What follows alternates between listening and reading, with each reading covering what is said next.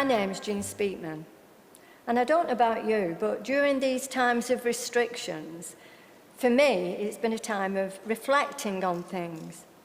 And YouTube has been a wonderful tool to find out about lots of things and about lots of people. And I've picked up on 3 people, actually, that I've never heard of. And one of them is a lady called Eleanor Young. And when she was very young, she contracted polio. And in those days, she had to be put into an iron lung.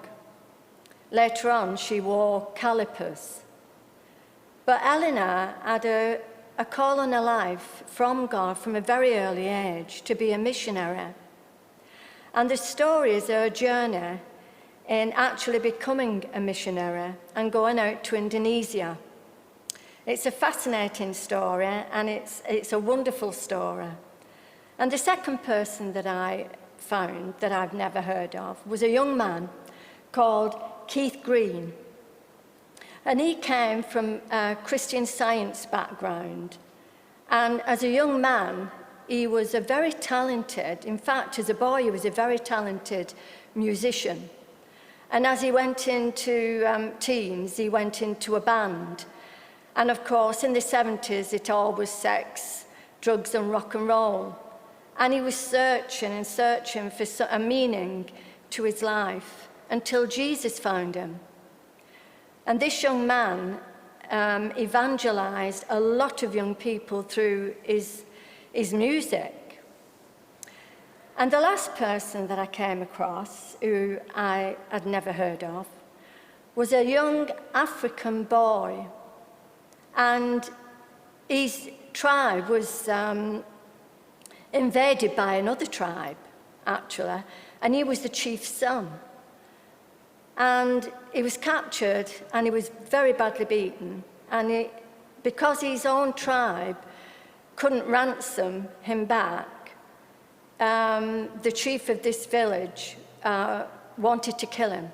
And he was just about to kill him when this young man, whose name was Kabu, he was tied to a pole, and a blinding light came from heaven, and his ropes just fell away, and a voice from heaven said to him, "Run, Kabu, run." And so he ran, and he heard the voice a couple of times telling him to run. And he ended up in this mission, and he didn't know anything about God, he didn't know anything about Jesus. But he was listening to a missionary lady telling the story of the conversion of Paul. And he said, "That's it, I've heard the voice of Jesus."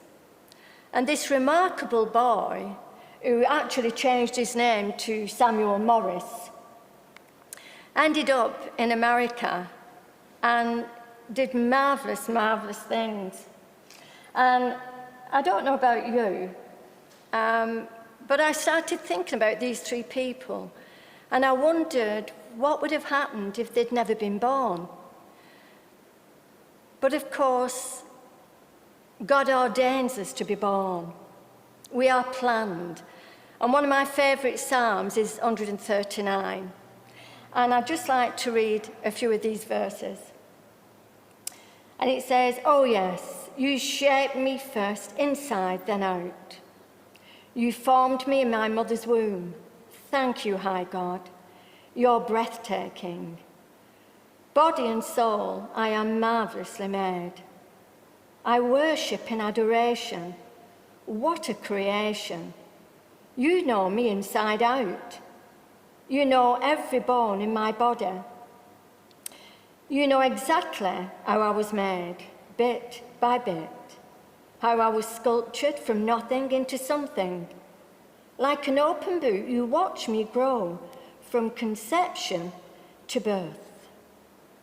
The stages of my life are spread out before you, the days of my life all prepared, before I'd even lived one day." I mean, this verse absolutely always blows me away.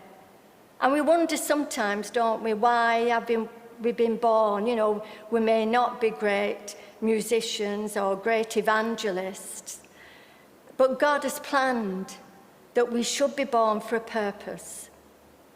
And I don't know whether you've ever watched, it's an old film that we watch it once a year, and it's called It's a Wonderful Life. And it's about a man called George Bailey, who wants to end his life because he didn't think that his life was really worth anything, until an angel came down called Clarence, and he showed him what the town where George lived would have been like if he'd never been born.